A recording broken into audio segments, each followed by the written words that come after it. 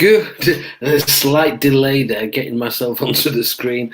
Good evening, everybody. Welcome along. Thank you for dropping in, replay viewers. Thank you too for coming and watching, drawing people in from Twitter, from Facebook, from YouTube, and even from LinkedIn. Now, I'm sharing this out on LinkedIn. So if you've come via LinkedIn and you found this broadcast, welcome. You're very welcome to come along. Welcome to 1995. So this is sort of now my 8th year in policing, or well, no, 7th year in policing. 7th year in policing, but it's only my 4th year full time. So if you've been following over the last couple of days, you see how we've gone from foot patrol to being a mobile Panda driver and getting to grips with the job and really understanding what being a PC is all about, and learning my area and understanding all those different facets and things that come into play when you're a police officer. And to be fair, I'm only really recounting the fun and interesting stories, and not really recounting anything that's awful. But there is a balance there, and that can have a massive effect on some people when they're dealing with things that are quite awful. But here we are, 1995. I'm at this point, as I said yesterday at the end of the broadcast, I'm getting itchy feet now. I'm thinking, where can I go? What can I do? What am I going to do? And one of the first things that most people think about, PCs think about, when they're in the police, is they either want to be a detective and they want an AIDS course. What used to be an AIDS course used to go as an aid to CID, and you went to learn about being in CID, and then you had to go through process to do it. It's very different now. Or you look to getting promoted. And so I went down the promotion route, and I went and you had to sit the Osprey Part 1 exam, which was a multi-choice question examination. And if you passed that, you then went on to do Part 2, which was role plays. I failed. I didn't disgrace myself. I was very close to the pass mark, but I didn't get through. And I actually looked at it at that point and thought, well, you know what?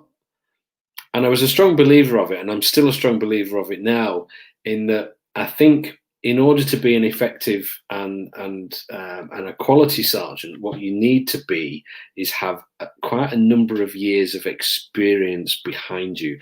It's not just about your ability to pass an exam and your ability to act in role plays.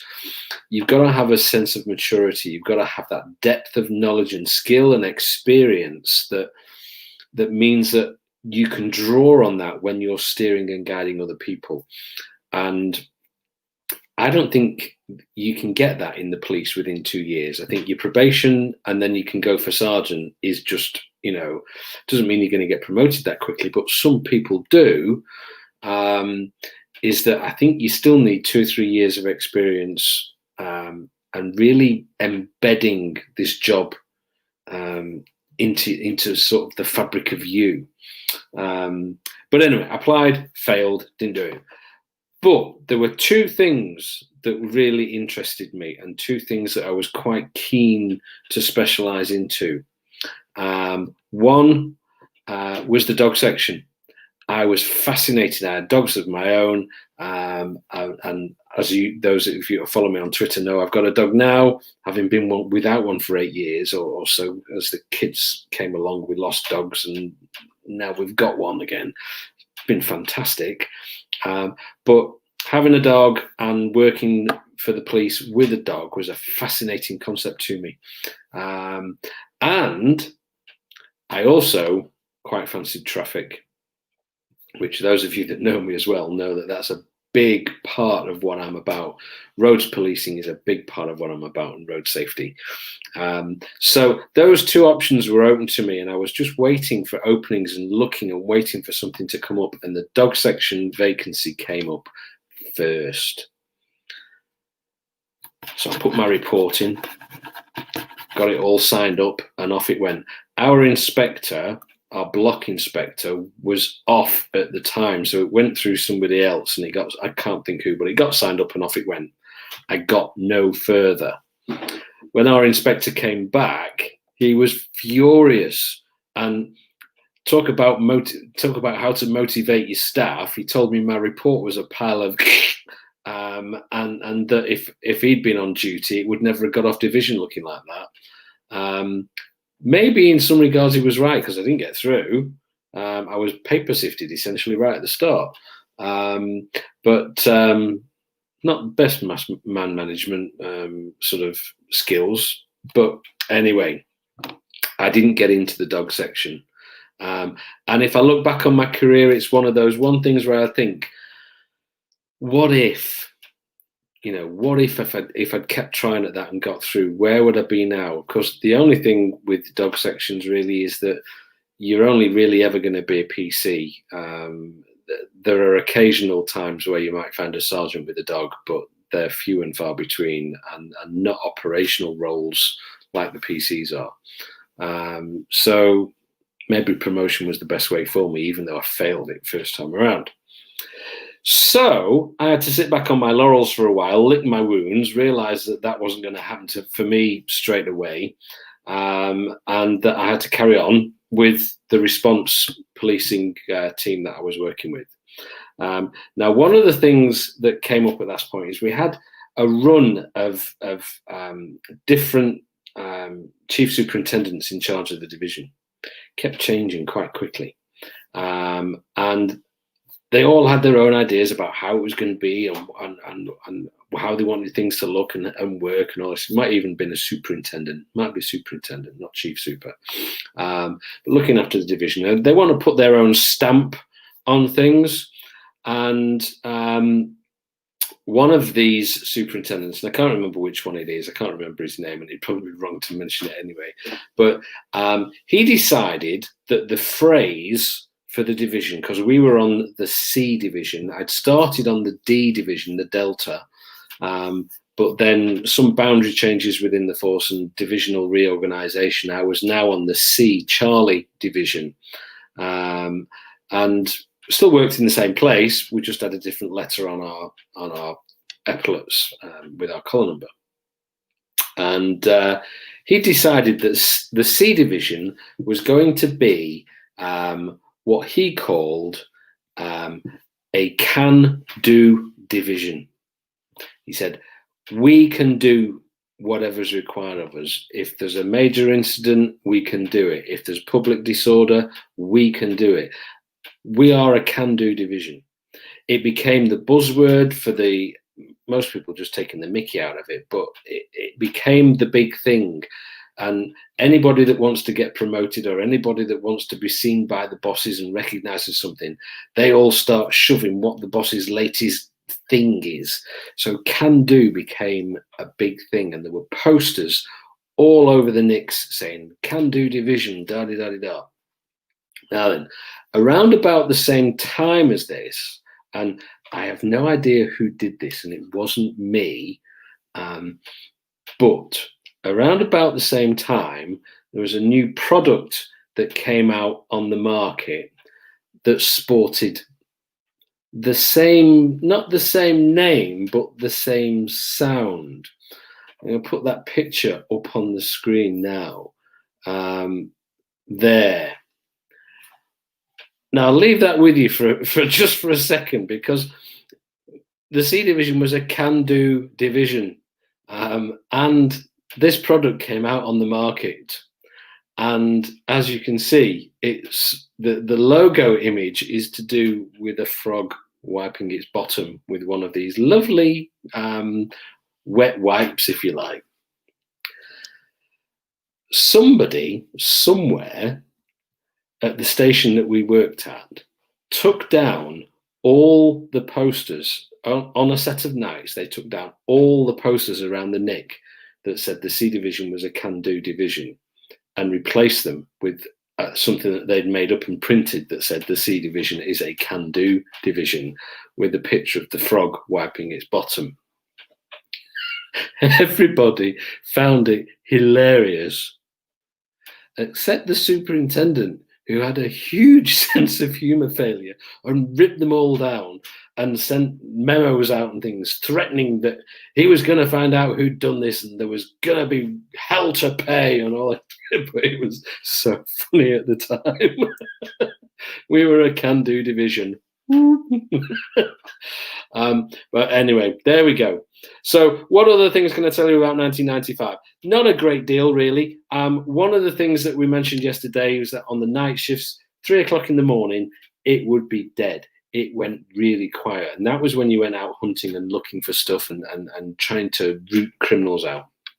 These days, in my last sort of, certainly my last 7 years in the control room where I'm observing what's going on and dealing with matters overnight, that quiet time very rarely, if ever, comes. It normally just keeps going all night.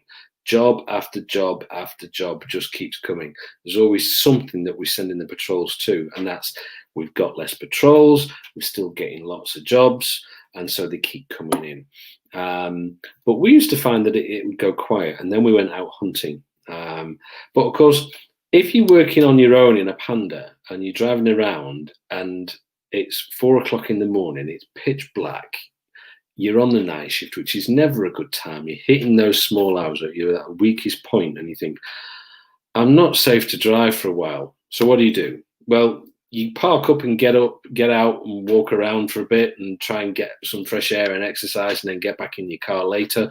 But of course, you'd get told off for doing that if you're now 20 minutes walk away from your vehicle and there's a job that needed you to go to on an emergency. So you had to stay close to your car. So you park up and stop for a bit. And if you park up and stop for a bit, there's almost an automatic thing that happens. And it's one of those things that in some regards, you just can't avoid. But if you park up and unless you're completely focused and totally switched on, you're about to become a sleeping policeman. And that's not one that lies across the middle of the road and calms the traffic. And so it was, to be fair, how can I put it? It wasn't accepted practice, but it was sort of known sometimes in the early hours when it was really quiet and what have you, that people might just park up somewhere and wait. And did I fall asleep when, did I sleep in for half an hour and trying to, yeah, definitely. Of course I did. Occasionally on nights that would happen. But oddly, it only needed the crackle of the radio for you to go, I'm back, I'm with it. What is it? Got it. I'm on my way. And so there was quite, it was a very light sort of sleep. However, there was one particular occasion, it wasn't me, again, one particular occasion where we all got back to the nick at sort of 6:30, 20 to 7, and we're sort of talking and handing our keys over and getting ready to go home. And you all of a sudden go, well, where's Andy? I don't know. Has he gone early? No, I don't think so. Well, where's Andy? Shout him up on the radio. No response. Not got the mapping systems that we've got now, so we can't look and see where he is. And he wasn't there. Nobody knew where he was. So there's a bit of a panic starting to go on then. No mobile phones really at that time, so he didn't have a mobile. We couldn't ring his mobile and say, Andy, where are you? And got to about 7:25, and there was still no show from him. And we'd stayed on waiting, thinking something might have happened to him. Just about to start going out of the nick in the cars, looking for him and start doing a search for him. And he wanders in, his hair all over the place, and he's got all red sort of marks on his face, and he's been absolutely out cold, fast asleep, and slept past the finish time. But anyway, there we go. The other story, the story that I'm going to finish on today, though, and it's quite a shorter broadcast today, I suppose, really. Although what I would say, next time you watch the broadcast, and in fact, I'll put the little intro video that I put on at the beginning and I put it on at the end, where I'm stood with the traffic car, although that's not 1995, that traffic car is parked at one of the spots where I used to park up because you're out of the way. There's nothing worse than parking up in a car where loads of people can see you, and then you nod off, and you're there with people taking photographs of you. You have to find somewhere that is out of the way, and you're not going to be disturbed, and you're not going to be embarrassed. And that was my park up spot. The sergeants used to make it their business to find your sleep spot. It was almost like a game. They were there to catch you and say, "Oi, wake up, do something else, don't be, whatever." But it was like a bit of a game. They never ever found my parking up spot. Never. It was a brilliant location. Anyway, final sort of story for today, really, which is quite. This one sticks with me because it's such a sort of nice sort of story, this really, and you can see the title there, thinking it says death. Well, how can it be a nice story? But ultimately, as I said recently, where we've been talking about picking probationers up and taking them to the sudden death and all the rest of it, that doesn't mean that you never deal with a sudden death from that point onwards. So I've been I'm working the Cholton area at this time. I later go on to cover. I've been covering the Didsbury Panda. This is another story. Actually, I've been covering the Didsbury Panda for quite a while, and the inspector put me on the Didsbury Panda, and he said, "They're posh in Didsbury, so you'll fit right in. You'll do well there." Don't think you can say that anymore either, can you? But anyway, I'm covering Cholton this day. Whether there was a gap or I'd moved over for a couple of weeks, I don't know. There might have just been a shortage, but I was covering Cholton, and I get sent to a sudden death. Well, no, I get sent to Sussex. Elderly lady hasn't been seen for a few days, and there's a concern. So I get to this house. It's in a very leafy green, very well-to-do section of Cholton. A little old quarter, but some really lovely houses. It's a semi-detached house, but it's a really lovely semi-detached house. Front door's locked, all the windows are closed, no answer to the door, no nothing. So I managed to sort of get round the back of the house, and there's a little garden and a very tidy greenhouse, and then what they used to call French windows at the back of the house, two opening doors, little, not sliding patio doors, but two little opening doors at the back, but all locked up, secure. Can't see a thing. So we go through all the checks that we can go through, and finally conclude that if this person is in there, the only way I'm going to find out is by breaking in. So what do we use to break into people's houses? Well, here's a good example of what we use to break into people's houses, and I'll tell you the little tale about these here. But there, the old policeman's truncheon. Those are both mine, and the one on the left was my truncheon when I joined as a special constable, and I carried on using that when I went into full-time service. The one on the right, the unused one, shiny one, I just put on one side. Eventually, as you can see with the old one, they get bashed, battered and worn, because basically what you're doing with it is smashing windows, hitting the starter motors of cars to try and get them to start, and doing all sorts of things with it, where you can smash, break, poke, wave it around in the bushes. They do get messy. So what ended up happening was that the one on the right became the one that I carried, but the one on the left was always in my work bag.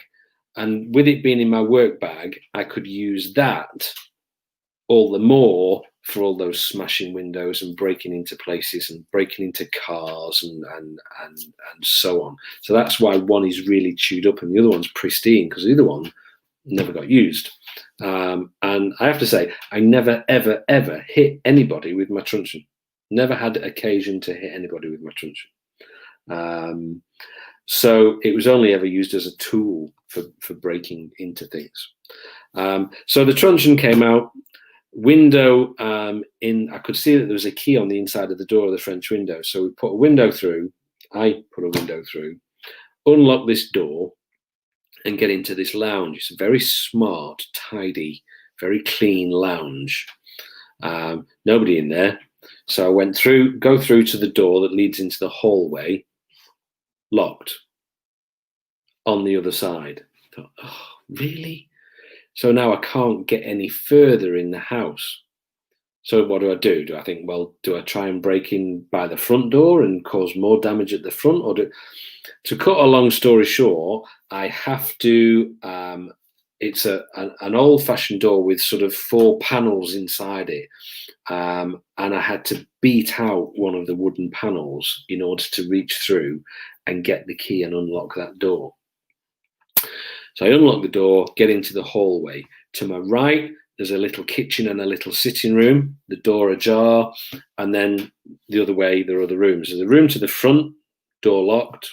So nobody could be in there, but I open it and have a look. No, nobody come out. Upstairs, checked everywhere upstairs, nobody. Come back down to the kitchen, and just as I go into the kitchen, there's a very tiny little kitchen with a very tiny little sitting room attached to it. Tiny little space with just 2 small armchairs and a little table between. And sat in one of the armchairs was this little old dear. Tiny, pristine, perfect looking elderly lady. Gone, completely gone. And I sort of shouted up and said, right, I found her. We need paramedics to come and just confirm that she's dead and what have you. But yeah, she's, stone cold and rigor mortis. So we'll go through the process of doing all that. And what we had to do then was we had to do a sudden death report. So I notice that there is some paperwork in the house, and I found some paperwork, and it says, in the event of this person's death, please call this number. So I ring the number, and it's a firm of solicitors. And I speak to a gentleman, and he says, okay, I'm on my way. I'll be there in half an hour with a van. What? While I'm waiting for him to turn up, I'm waiting for the duty undertakers to turn up. I sit down in the armchair opposite this little old dear and start filling in the death report. So I'm in one armchair, she's sat in the other armchair, and we could almost have been having a cup of tea and a chat. And the real thing that I took with me away from that job was I would like to have known this little old lady and what she was about. And it would have been quite nice to have sat there and had a cup of tea with her and had a chat. But we sat there together. I filled in the death report. The solicitor turned up and explained that her husband had been in the merchant navy. That had been his business. He'd been not the merchant, but he'd been a merchant seaman, and that had been his business. Had been very, very successful at it in their time. And when I walked around and checked the house was absolutely immaculate. There were some huge, chunky pieces of real heavy wood furniture. I opened one cupboard, and it was all shelves inside, and there were these beautiful lamb's wool type sweaters and things, all folded perfectly with tissue paper and everything.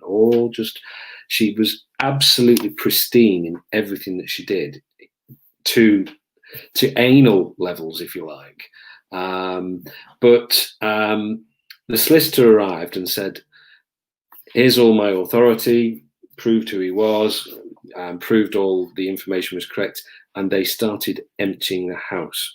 And the reason was because there was so much money tied up in the furniture and some of the pieces of art that she'd got in the house, that it was the instruction that on her death it would all be cleared and so on. And there would be an auction to sell a lot of stuff off and so on and so on. And the lifeboat angle comes in right at the end, because he says to me, a lot of this is all going to be auctioned off and sold. And then from the estate and the sale, she has gifted and donated to the RNLI, and she wants 3 rigid hull Atlantic class lifeboats buying with the money. And she wants them to be named X, Y, and Z, and she wants them to go in waters here, here, and here, because these are all waters around ports where her husband used to sail and his business used to sail and work. And it was such a fitting finish to the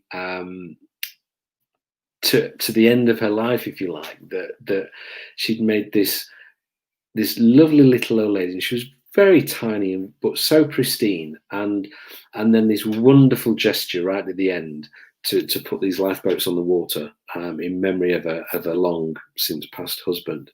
And you think, how amazing is that? How amazing is that? And that job always stuck with me.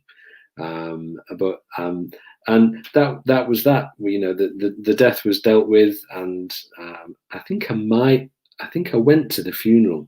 I asked the sergeant and said I'd like to go, and so I did, and I went in full dress uniform and just stood at the back of the chapel and stuff. But yeah, that was a sad little tale, but also a really heartwarming and touching little tale as well, and one of those things that really sort of it touched a nerve with me. It affected me, and it was, but in a nice way, you know. And I still hold that job and that little lady. I don't even know her name. I can't remember her name, but I hold that job and her name in affection. You know, even now, 20 odd years later. But there we go. So that's it. 1995 is done and dusted. So we're looking now towards 1996, and tomorrow, we've been talking about truncheons, but there's a change coming. So that'll be something for tomorrow as well. But that's about it for tonight. We'll keep secret what's coming tomorrow. So we'll put a little post out shortly to say, you know, what time we're going live tomorrow. Hope to see you then. Thanks for dropping in. Thanks for your comments and stuff. I know I've not read all of them and put them up there. Perhaps day 32. Perhaps day 32. Because I've only planned for 31, but perhaps on day 32 I should just go live and do a Q&A, and let's have a conversation, a chat on here, and people can ask me questions and I'll answer and stuff like that. Let me know what you think. That might be an idea. But there we go. That's it for tonight. I shall see you tomorrow. 33 years in 31 days, day 7, looking at 1996. Wherever you are, take care, be safe, have a good evening, and I'll see you tomorrow. Good night.